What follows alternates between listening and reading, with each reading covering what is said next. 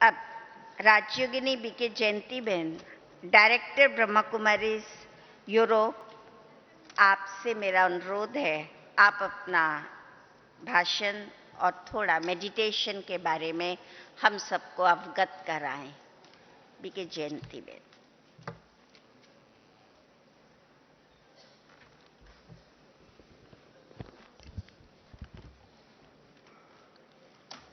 Your Excellencies, Swamijis, respected brothers and sisters, honorable dignitaries, दादी जानकी को मैं 57 में फर्स्ट टाइम मिली थी, जब मेरी आयु 7 वर्ष की थी। उसके पश्चात दादी के साथ संपर्क रहा, परंतु 1968 में दादी के साथ मुलाकात, हम तो गए थे थोड़ी सी मुलाकात करने, परंतु दादी के बातचीत करने से जैसे कि तीसरा नेत्र खुल गया, लिटरली। और फिर उसके बाद हमारी आध्यात्मिकता की जीवन आरंभ हो गई। और वैसे तो आपको शायद पता हो या ना भी पता हो, सब दादियों में से मैं कहेंगी कि दादी जानकी की तबीयत कुछ सदा नाजुक रही, परंतु 1974 में ऊपर की प्रेरणा से दादी विदेश आई। तो अप्रैल 25 जब दादी विदेश की यात्रा करके लंदन में हमारे साथ ही चली, तो उस समय कोई हमें स्वप्न नहीं था कि भगवान उसके द्वारा क्या क्या कार्य कराने वाले हैं। परंतु एक बात और भी याद आती कि जब मैंने भारत में ट्रेनिंग लेकर के वापस मुझे विदेश में 1969 जून में जाना था, तो दादी मुझे कहती थी कि जयंती तुमको वहाँ जाना है सेवा के लिए। मैंने कहा दादी कोई सुनने के लिए तैयार नहीं होता है वहाँ। तो दादी कहती है कि मेरे सामने हजारों लोग हैं जो ये ज्ञान सुनने चाहते हैं। मैंने कहा दादी वो मायावी देश है, वो कोई नहीं सुनेगा। परंतु दादी अपनी दूरांदेशी बुद्धि से पहले से ही देखती थी कि हजारों लोग हैं। तो मैं देखती हूँ कि भगवान ने उस छोटी सी माता को किस तरह से एक विश्व में स्पिरिचुअल लीडर बनाया है। अभी किसी ने बायोग्राफी लिखी है दादी के बारे में, Dadi Janki a century of service. तो उस माता ने बहुत गहराई से दादी के जीवन को स्टडी किया है। तो कहती थी कि आजकल जो भी लीडर्स होते हैं, जो लीडरशिप तक पहुंचते हैं, उनों के अंदर एक विशेष गुण की आवश्यकता होती। There should be no distraction। तो हमने देखा है कि वो 30 साल से दादी को जानती है विदेश में। तो कहती है कि मैंने दादी को देखा है कि कोई प्रकार की डिस्ट्रैक्शन दादी के जीवन में नहीं आई है। दादी के मन में 2 बातें हैं, एक तो मैं सदा भगवान के नज़दीक रहूं, और दूसरा मैं भगवान का संदेश विश्व भर में पहुंचाऊं। तो वो अभी इस वर्ष में मैं देख रही हूं कि करीब 80 वर्ष दादी का स्वागत करें। सभी दादी का स्वागत करेंगे।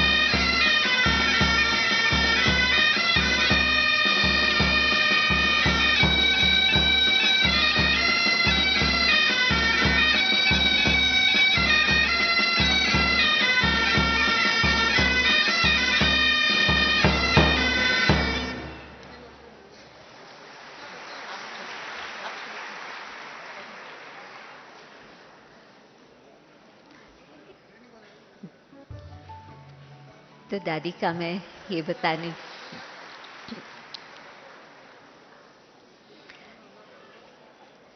दादी ने जो ताली बजाएं हम दादी का स्वागत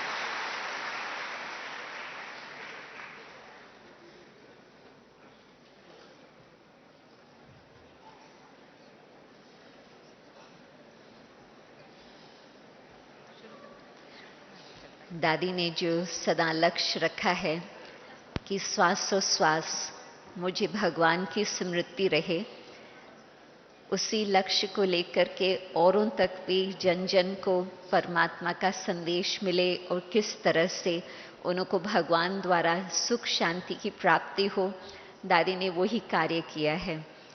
दादी से कोई प्रश्न पूछता है कि दादी इस आयु में आपको कहाँ से शक्ति प्राप्त होती, तो कहती है कि ऊपर वालों को कराना है तो सब कुछ करा रहा, परंतु साथ ही साथ मैं ये भी जानती हूँ कि दादी ने कभी भी अपना थॉट्स, अपने समय, अपनी एनर्जी, अपना धन कोई भी व्यर्थ बातों में खर्च नहीं किया है।